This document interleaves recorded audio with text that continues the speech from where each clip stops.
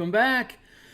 We are continuing the conversation about the new book on DMsGuild that was published, Tap Untap Burn, Elemental Key. So this is our fifth installment as we work our way through the book. Today we're going to talk about new class features that you gain when you choose the Way of the Four Elements tradition. So as we had previously discussed,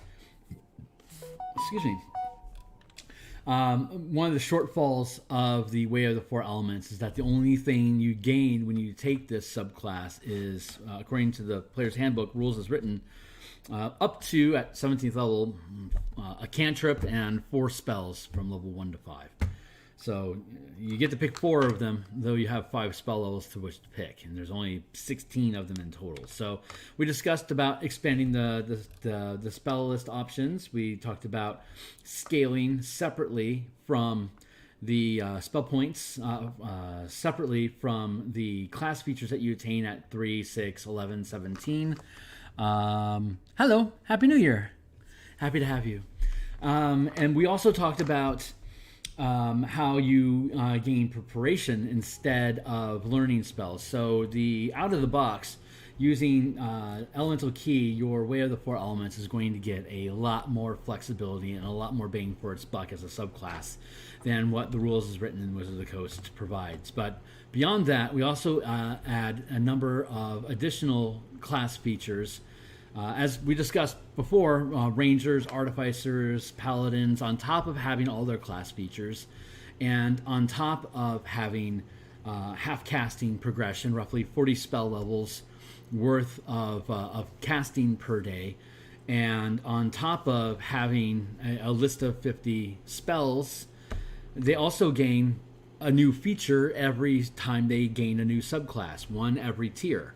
So to make a monk more in line with other half-casters, as we propose monks should be with this book, we have also introduced additional Way of the Four Elements features that you gain at 3rd, 6th, 11th, and 17th level.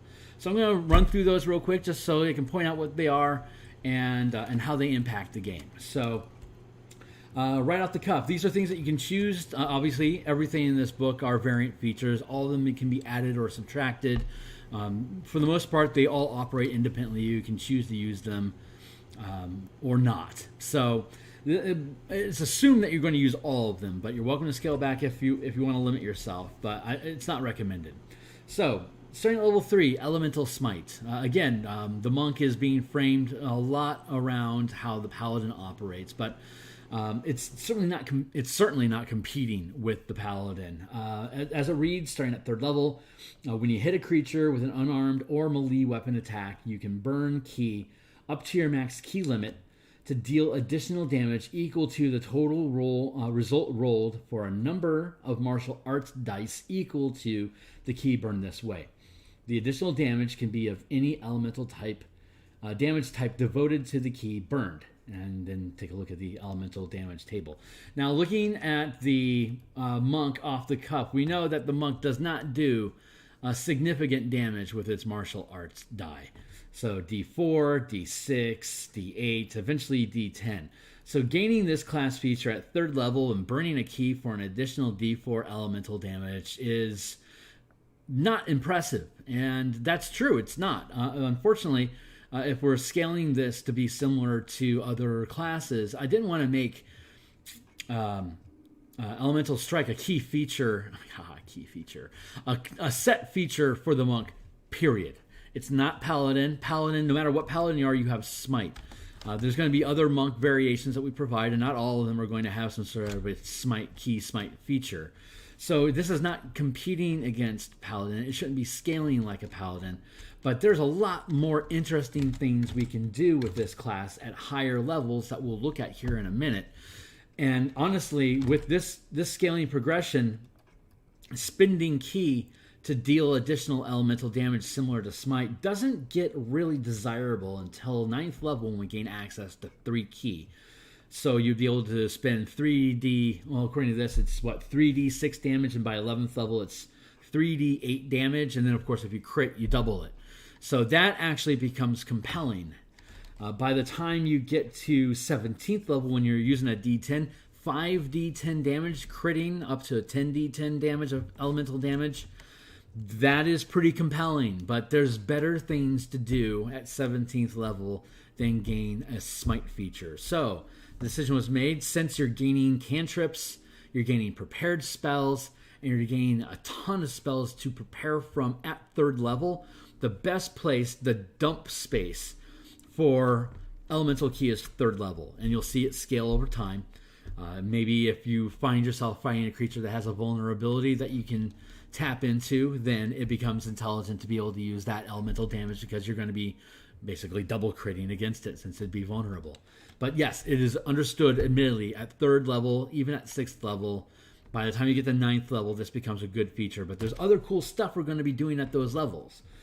But before I move on and look at these levels, let's look how this damage works. Like we discussed in the paradigm video, number 1, we know that each element is devoted to different types of damage in the game. So if you are an airbender, you could choose between cold, lightning, or thunder damage. If you're an earthbender, you're going to be able to do thunder damage. If you're a firebender, you can do fire or lightning damage. And if you're a waterbender, you're going to be doing cold damage.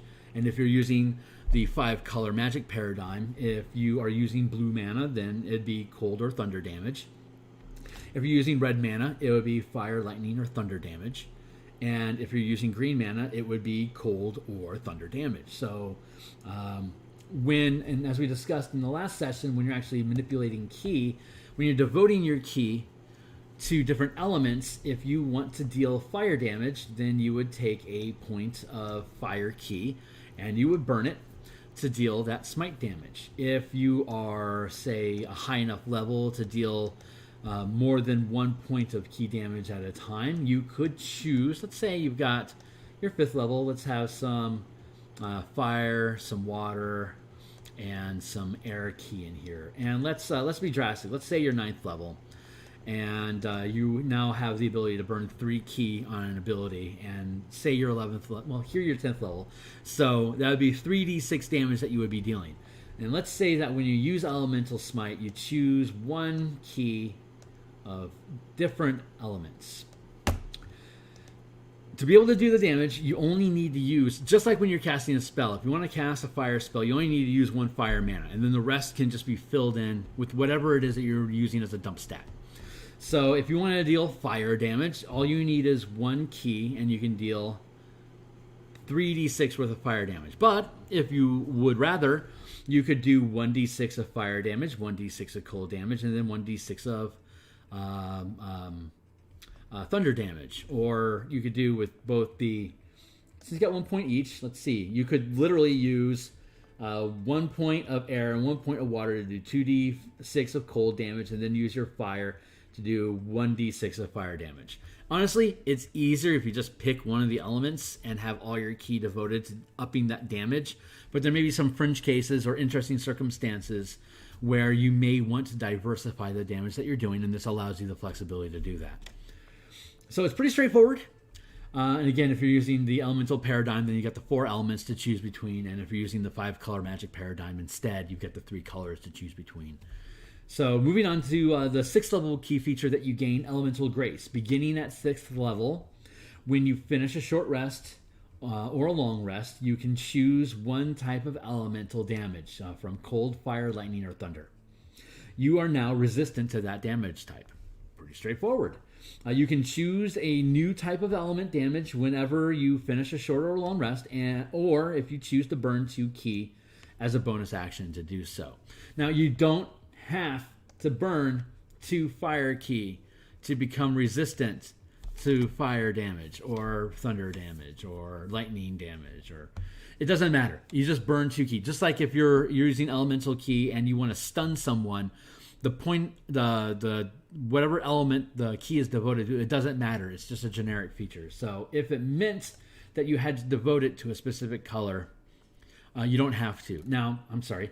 Since this is kind of improvised, I apologize for sloppiness, but I do want to point out with Elemental Smite, if you're using just generic ki from the player's handbook, then you would want to decide which like if you're choosing to be a firebender, then you would be immune to you would be able to deal fire or lightning damage. If you're an airbender, you'd have a lot of choices.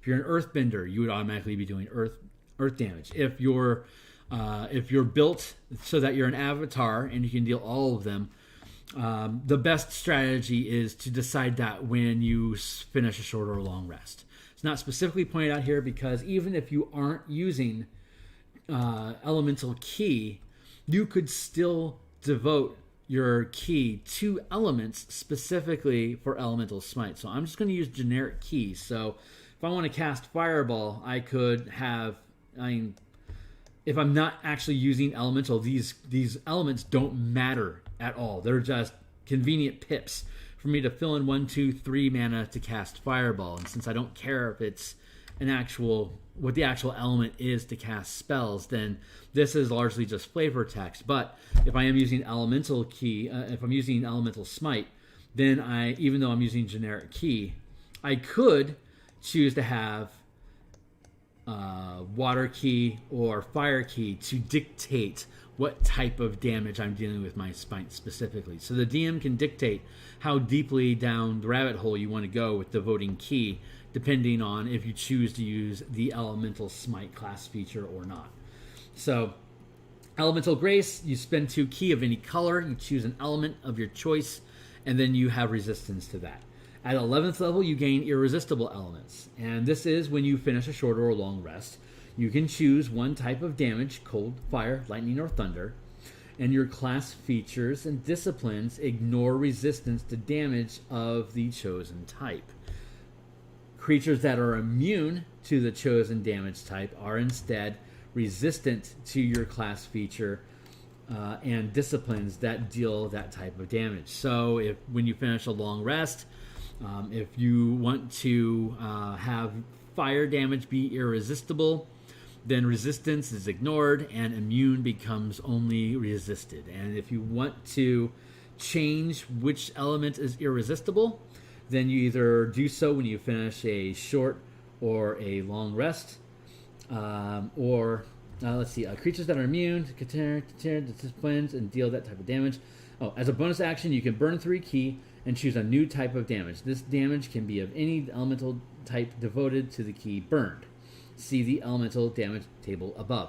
So this actually does implement the ki effect. So even if you're just using generic ki in general, you'll probably want to keep track of what elements you're devoted to, so that if you decide to switch up your irresistible element, you are now making sure that you would have 3 red ki available to do so, or you'd have to have 3 water ki available to switch to cold damage.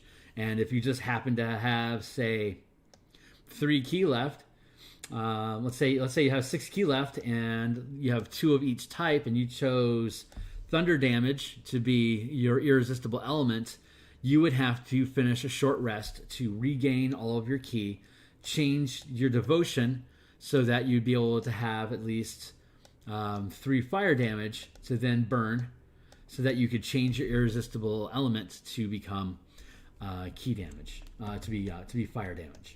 It did say here when you finish a short rest or a long rest, you can choose one type of damage. You can still do that, but if you want to do so between rests, you have to have the ki there to do it. So you have a lot of flexibility if you're willing to wait, or you can do it on the fly and you have to use a specific element to do so.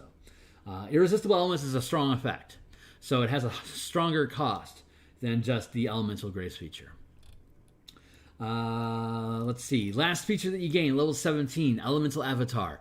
Starting at 17th level, as an action, you can assume an elemental avatar from form of your choice from the options below, taking on the appearance you choose. For example, you might be wreathed in flame, or your skin might take on a rock-like texture. You can remain in this form for up to 1 minute, and as an action, you can change which form you assume during your turn on later rounds. You can use this feature once, regaining it when you finish a long rest. So the different types of avatar forms are pretty much just stripped from the from Tasha's Cauldron of Everything. I think it's TCOE that we get these things from. The investiture of stone, the investiture of flame, the investiture of ice, the investiture of wind. These are 6th level spells that a monk normally would not have access to. So as a capstone elemental way of the element feature, you're gaining access to essentially a 6th level spell that you can rotate between the different type of investitures. It lasts a minute. When you spend a round, you can choose that you can remain in this form for up to 1 minute.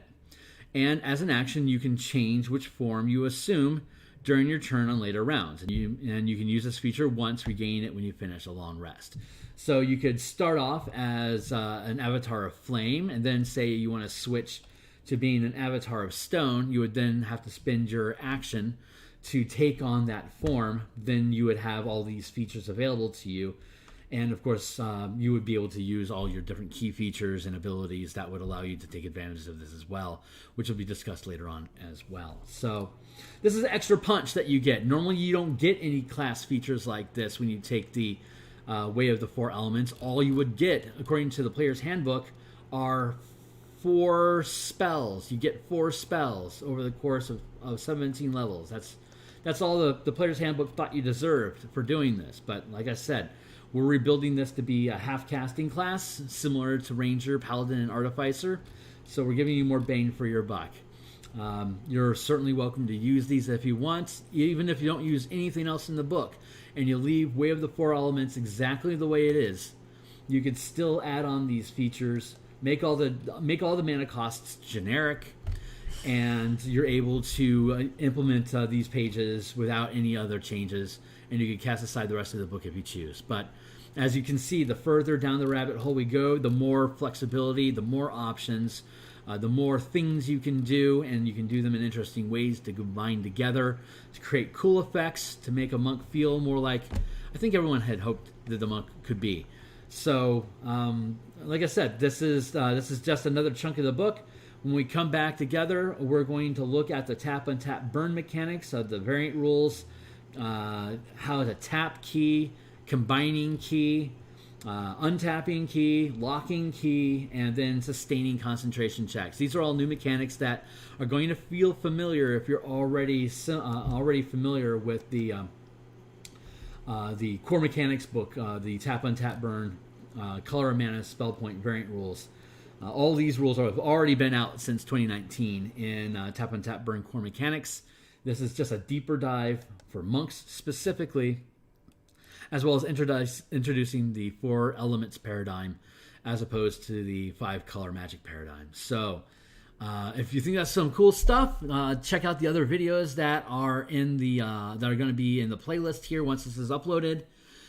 And certainly check out the other artwork that I'm doing that I had done for this book, as well as the Eberron Adventures book that I'm currently working on, and check out the character commission stuff that I'm doing. So I'm going to jump back on here in a few minutes and do some character commission artwork. Follow me on Twitter below. Check out the books below. Be welcome to add comments. I'd love to hear from you. And I hope you can explore and enjoy what we're doing here. So thanks a lot for the ride. I'll talk to you soon.